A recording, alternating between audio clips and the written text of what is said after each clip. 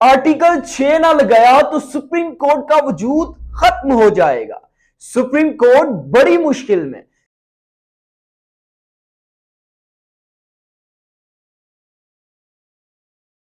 साबिक Pakistan peoples party के रहनुमा का बड़ा बयान सामने आ गया, जिसने खलबली मचा दी।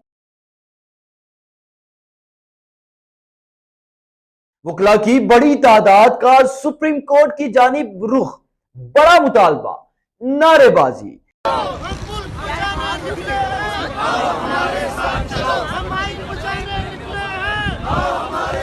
तौहीने अदालत, आजाद कश्मीर के वजीर आजम सरदार तनवीर अलियास के बाद क्या वजीर आजम शहबाज शरीफ भी नाअहल हो सकते हैं?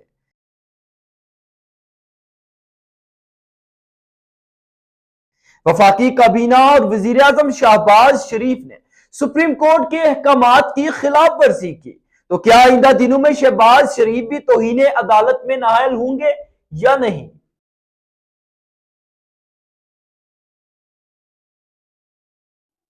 बिस्मिल्लाहिर्रहमानिर्रहीम। तमाम मुहिब्बे वतन पाकिस्तानियों को मेरा सलाम। आप देख रहे हैं मेरा यूट्यूब और फेसबुक चैनल। आज की जो ताज़ा तरीन अपडेट्स हैं उस हवाले से हम बातचीत करेंगे। मैं आपको उस हवाले से बताऊंगा जो बर्निंग इश्यूज ऑब्वियसली चल रहे हैं और जिस पर इस वक्त पूरी कौम की नजरें हैं और जेर बहस हैं, वो मौजू उनमें से चंद पर हम गुफ्तगू करेंगे और उसकी तफसीलात बताएंगे। सबसे पहले अगर बात करें तो जिस तरह आप जानते हैं कि सुप्रीम कोर्ट के हवाले से जो मौजू बहस है, ये टॉपिक है कि सुप्रीम कोर्ट ने जो अहकामात इलेक्शन के हवाले से दिए थे, फिर फंड्स का जो मामला था, इस हवाले से आर्टिकल 6 जो है, अगर आर्टिकल 6 इस वक्त आइन की जो है उसकी पासदारी ना करने तौहीन अदालत पर क्या पूरी काबीना नाअहल होगी या नहीं, आर्टिकल 6 का इतलाक किया जाएगा या नहीं, आर्टिकल 6 लगने वाला है या नहीं, तो इस हवाले से मैं बात करूंगा कि आर्टिकल 6 सुप्रीम कोर्ट जो है उसका इख्तियार है वो लगाएगी या नहीं लगाएगी। जिस तरह आप जानते हैं कि इलेक्शन के हवाले से जो मामलात हुए थे और हुकूमत इत्तेहादी जमातों ने साफ इनकारी कर दी थी कि इलेक्शन नहीं करवाएंगे। उन्होंने इलेक्शन कमीशन को फंड्स भी फराहम नहीं किए। इलेक्शन कमीशन ने गुज़श्ता दिन अपनी पूरी रिपोर्ट सुप्रीम कोर्ट में जमा करवाई और उसमें तमाम तर तफसीलात से उनको आगाह किया कि हमारा कोई कसूर नहीं है, हम तो तैयार हैं इलेक्शन के लिए, इंतखाबात कराने के लिए, लेकिन हमारे पास वसाइल की कमी है, हमारे पास फंड्स नहीं है, हमारे पास सिक्योरिटी के इशू हैं। हुकूमत ने इनकार कर दिया। अगर हुकूमत हमें सिक्योरिटी फ्राहम करती है, फंड्स देती है, तो हम इलेक्शन के लिए बिल्कुल तैयार हैं, चाको चौबंद हैं और बैठे हुए हैं, इंतजार कर रहे हैं। इस हवाले से फिर अगर हम बात करें जो जजिस साहिबान के आपस में इख्तलाफात थे, उसके बाद जो जस्टिस काजी फायज इसार और चीफ जस्टिस की आपस में मुलाकात हुई, सुलह हुई, मामला तय हुए और उसके बाद भी काफ़ी जो नई डेवलपमेंट्स हुई हैं, आप अगर अब देखें कि उनका जो मामला है वो आपस में सेटल हुआ है। उसके बाद अब जो हुकूमत ने इनकारी किया इस हवाले से सुप्रीम कोर्ट पर कई सवालिया निशान है और लोग इंतजार कर रहे हैं कि सुप्रीम कोर्ट ऑफ पाकिस्तान अब क्या फैसला करेगी।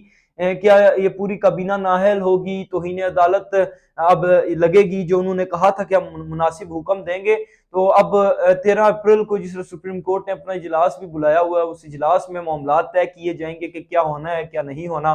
तो मेरे तो ख्याल से इस वक्त सुप्रीम कोर्ट के पास कोई ऑप्शन नहीं है कि वो पीछे वो स्टेप बैक करे। स्टेप बैक करना उसके लिए यकीनन नामुमकिन हो गया है, क्योंकि ये जहां पर आइन की बात है वहां पर अदलिया और जजिस की तौकीर और उनके वक़ार की भी बात है। अगर वो पीछे हो जाते हैं तो मेरे ख्याल से उनका जो वजूद खत्म होगा। और यही बात जो है पाकिस्तान पीपल्स पार्टी के जो साबिक रहनुमा हैं उन्होंने अपना ट्वीट भी किया था, सरदार लतीफ खोसा ने, और उन्होंने यही कहा कि अगर सुप्रीम कोर्ट वजीर आजम शहबाज शरीफ वफाकी काबीना और निगरान सेटअप जो है इलेक्शन कमीशन पर तौहीन अदालत या आर्टिकल 6 नहीं लगाती तो उसका वजूद खत्म हो जाएगा।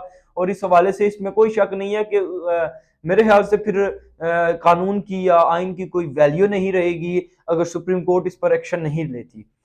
दूसरी जो बात करूं उस हवाले से बताऊं, इससे जो पिछला वीलॉग था उसमें भी आपको बताया था, जिस तरह माहिर कानून इत्तेजाज अहसन साहब ने एक वीडियो पैगाम जारी किया और इस वीडियो पैगाम में उन्होंने ये कहा तमाम वकला को बिलखुसूस मुखातिब करते हुए कि तमाम वकला आइन बचाने के लिए, मुल्क बचाने के लिए सुप्रीम कोर्ट आए। और आज 12 अप्रैल को तमाम वकला की बड़ी तादाद पूरे पंजाब के मुख्तलिफ जो बार एसोसिएशन है वहाँ के वकला आए, सियालकोट, रावलपिंडी, इस्लामाबाद दीगर जो मुख्तलिफ बार्स हैं वहाँ के वकला यहाँ पर सुप्रीम कोर्ट पहुंचे और यहाँ पर कतबे उठाकर नारेबाजी की गई, मुतालबा किया गया कि आइन बचाओ, मुल्क बचाओ, इलेक्शन करवाओ, वक्त पर इलेक्शन होने चाहिए, आइन बचाएं, जो आइन हमें जितनी हमें लिमिटेशन आइन ने दी है हमें उसी में रहना चाहिए, उससे हमें बाहर नहीं निकलना चाहिए। तो इस हवाले से काफ़ी वकला की काफ़ी बड़ी तादाद थी वहाँ पर मौजूद थी सुप्रीम कोर्ट में के बाहर, काफ़ी देर तक वहाँ पर रहे और नारेबाजी का सिलसिला भी जारी रहा।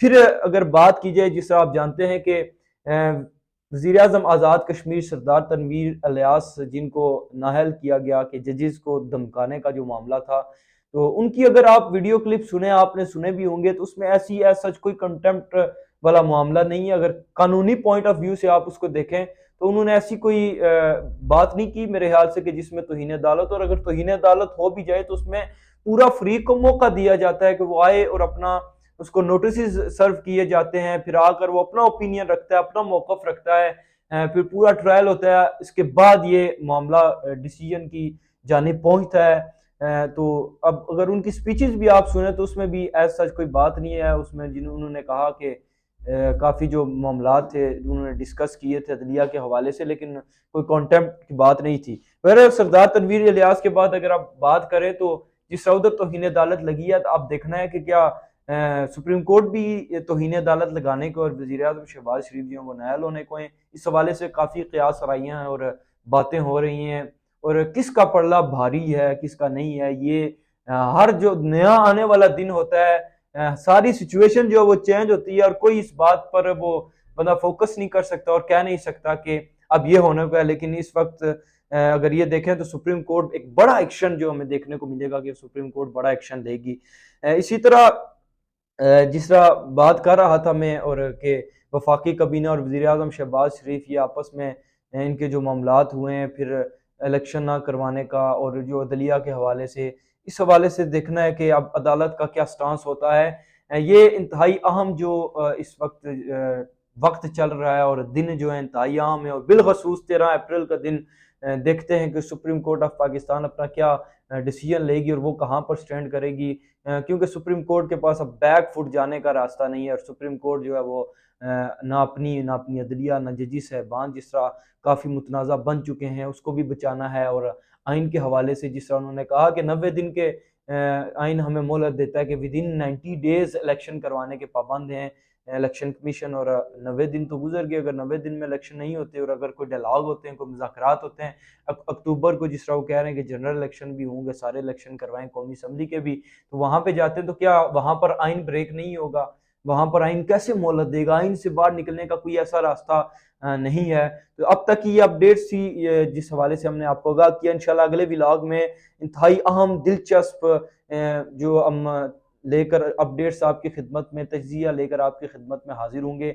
लेकिन उससे कबल मेरी रिक्वेस्ट है कि हमारा यूट्यूब और फेसबुक चैनल इसको सब्सक्राइब करना, लाइक करना, अपना फीडबैक देना कतई न भूलें। इंशाल्लाह अगले व्लॉग में मुलाकात होगी, तब तक के लिए इजाज़त दीजिए। खुदा हाफिज़। पाकिस्तान जिंदाबाद।